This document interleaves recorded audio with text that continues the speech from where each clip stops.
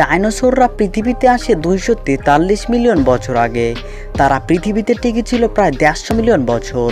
অর্থাৎ পৃথিবীতে আমরা যতদিন টিকে আছি তার থেকেও 100 গুণ বেশি সময় টিকে ছিল এই অতিকায় দানবগুলো। কিন্তু কিভাবে